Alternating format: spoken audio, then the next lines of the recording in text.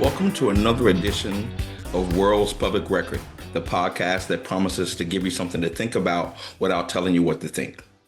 I'm Dwayne Williams, historian, educator, father, and recovering point guard. There's a lot we have to talk about, a lot of things we can talk about.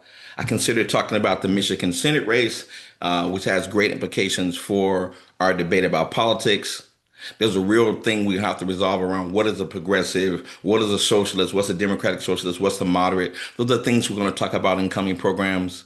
I certainly want to talk about the WNBA and the evolving debate about what's going to be the identity of this league that now has larger eyes, more voices talking about what it should be, and the call that the league is now more about activism than about athletics. All right, I really believe that sports is everything. And the thing that's least important about sports are the games that they play, but about the society in which we live in. But those are not today's topics. Today's topic is one in which I'm going to talk about the idea of history as the notion of it as the birth of American cool. And I'll get into that more in a second. But first, I want to make sure that you know how to join the conversation beyond this particular podcast. We have a Substack, which we're inviting people to talk about the things we're writing about, the questions we're asking. I love the feedback. Keep sending the feedback. Of course, you can go to hp53productions.com. You can hear my podcast as well as the Super Duper podcast, where you can hear a wide range of issues that we're talking about. Sarah, I want to show my little appreciation for carrying me over the last week, like Michael Jordan in Game 6 against Utah. As Mac, I promise you that your black Washington Senators hat is on the way. Robbie G, I want to tell you that you fooled me again. You've been successful in teasing me and bringing me back into the social media world. I still believe that Allen Iverson is the only AI that matters and not Sam Altman. So there's a lot to talk about and a lot of things that we can really go into that. First, Williams sisters, don't forget, love is real. Daddy's love is real. Brown girls, I see you headed to Barbados. I wish I could join you on the white sandy beaches. My 2858 crew, Chicken Man, Terry, Kiki, Kev, of course, the greatest sister of all time. Okay, the West Side is here and kicking on today's program. Dr. Joe, saving lives in Lake Havasu City. Thank you for carrying the weight of the Pacific and the Mountain Times. And of course, the ball and chain that I claim I love, Joy. I want to make sure that all of you, join us in this conversation we're going to have on World's Public Record. Again, today's show really starts with what we talked about last week. Should we have signs, guard posts, warnings when people enter the museum? Now, of course, when I started last week, my response was no, absolutely not. We don't need the president to tell us what to do. We don't need the president to shape and define what we need to do. My remedy was really simple. Give a greater acknowledgement, leave some space for some unvarnished truth, and we might be able to get at how we should think about American history in this 250th year of our founding, if you will. But I was listening to what people were saying. I was listening to reactions like, hey, Dwayne, that's a good place to start. Alexander, I hear you. I hear you. I hear you. Zadie, I hear you. I hear you. My people in London, I hear you. Everyone's saying, I like what you were doing. I'm glad that you protested, but I still think there's a little bit more you can say. So I thought, okay, I'll give you a little bit more you can say. And I thought, okay, in my head, I wanted to think back to what would be the equation for history if we wrote it down. That's a question that I often ask students. BB's going to kill me. I'm not a mathematician, but I'll say this. Anytime I get into a class, people often ask me, what is your definition of history? Why do you do this? How you do this? How do you define that? I'm terrible with dates. I'm great with context. So the context for today's discussion is really simple. If you wrote down your equation for history, what would be the elements? What would be the variables? For me, as I said, it's change over time. You add a little bit of acknowledgement. You wrap it around some unvarnished truth, and it gets you someplace. But I left out a couple of variables that I thought I should have included. And I wonder what you think about it. The first is what I'm calling adventure. The other one is what I'm calling elements of American cool. Let me explain. I want to make a confession. I have no musical talent. Zero, nada. Now, ironically, all of my kids have musical talent. I got a violist, I got a violinist, I got a great singer, I got a cello player who's gonna give Law Faye her run for her money. I got mad skills with my children. The reality is this: all of those skills don't come from me, they come from their mother, not me. I'm not involved in it. However, if you know me, you also know that I love to sing and that I love music. I like Prince. I like Pavarotti. I like orchestra. I like Iggy Pop. I like indie. I like indie rock. I like bebop. I like hip hop. I like Yo-Yo Ma. I like Americana, samba, R&B, reggae. Give me a little Cezanne Avor, and I'll be singing Portuguese for you badly. I will sing badly for you. Because for me, the only claim I have to music and singing is that I do it poorly. No. My point is this: I play music and I sing when I'm teaching about history because I'm not good at it. Singing badly, believe it or not, is a way to invite risk taking and adventure when approaching history. Now, when I sing poorly, when I listen to music, what I'm saying is leave the temple of your familiar and think about something new and different.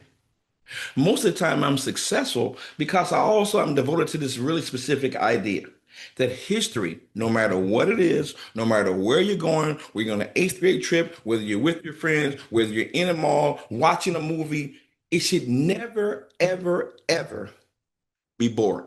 Never be boring. Still, the reality is that most of the time, our adventures in history involve no risk. Until recently, what do we get? Textbook, great man history, great triumphs without any explanation of the cost, and very little acknowledgement, very little unvarnished truth. History too often lack the elements of what I call American cool. Now, here I'm thinking of Miles Davis, who, of course, like Coltrane, is celebrating the 100th anniversary of his birth. And his triumphs on the trumpet, like Miles in the birth of cool, history should be approached like a terrain of struggle, where we're able to remain calm in the face of change. No matter what you see, wherever you think about Miles Davis, where's the birth of cool, kind of blue, sketches of Spain, bitches brew, whatever iteration of Miles, the thing you can say is that he may not be predictable, but in the face of that change, he's always still Miles. But for most people, history can be scary and it can reveal some individual and collective disappointments about people, places, things, ideas. But nevertheless, it should never be boring. This is the adventure that I think most people should go on. That every time you enter a space, a public space, a classroom, a conversation about history, you should enter it with the idea of learning something new, gaining something new that you couldn't have gotten unless you went on that journey. It's the reason I believe you shouldn't have signposts and warning signs in places like the Museum of National History, places like the National Museum of African American History. Because when you put those signs up, what you're telling people is you should not join the adventure. And I don't agree with that. I can't tell every story of history. But I do believe that the many stories are worthy of being told. It's like Edward P. Jones says, we're all worthy of each other, and we're worthy of the stories that make and define our history. The problem, however, is that, as Winston Churchill once said, Americans can always be trusted to do the right thing once all the other possibilities are exhausted. Now, rather than wait and react, we might have started our adventure in history by writing our own equation. Again, mine is really simple. Change over time, add a little unvarnished truth, dip in a little acknowledgement, and then wrap it all around the elements of adventure and cool. Now, I wonder what yours is. I wonder if you understand that the reality is that to get to that element of cool, to get to the idea of acknowledgement, we have to also recognize that we need to take risks. We need to also recognize that we need to understand that the adventures won't always go where we want them to go. History should be treated just like the weather. That is, if you pay attention, you can keep yourself safe.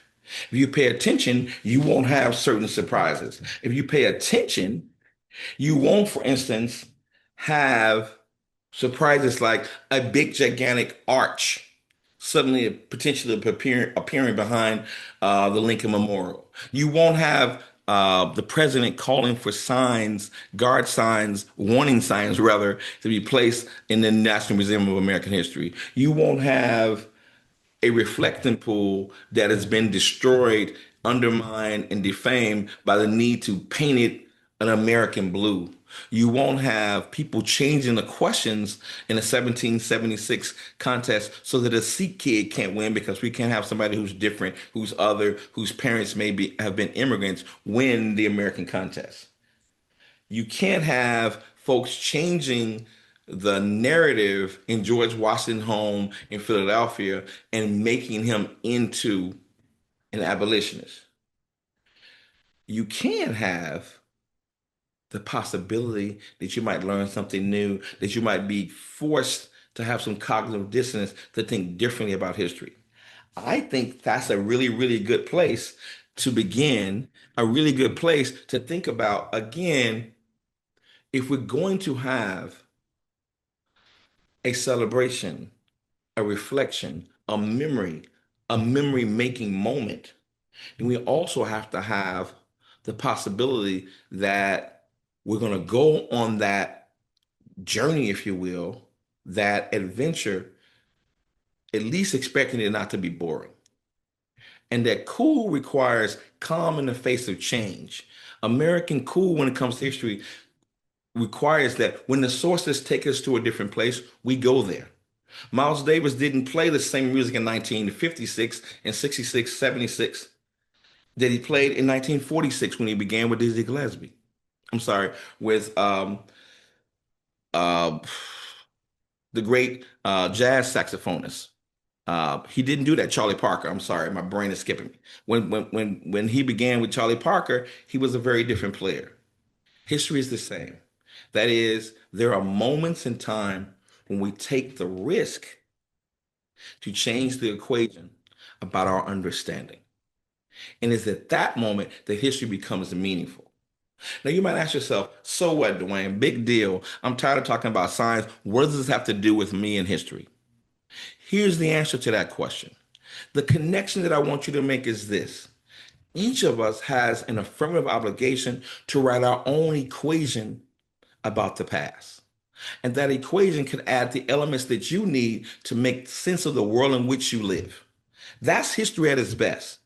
The stories are great. The stories can be, as I've said, compelling. They can be interesting. They can be troubling. But the issue is this: who's writing the equation? Last week I told you to reject historians. I told you to reject Donald Trump. And today I'm telling you something a little bit more. I'm telling you that you should have an equation which insists on adventure and that stays calm in the face of new facts. In fact, you should be comfortable with new truths. And those truths are going to change. And when those changes occur, it shouldn't cause you to panic because, like every cool cat, you never, never panic. History doesn't require you to panic, it requires you to take it in and to reflect.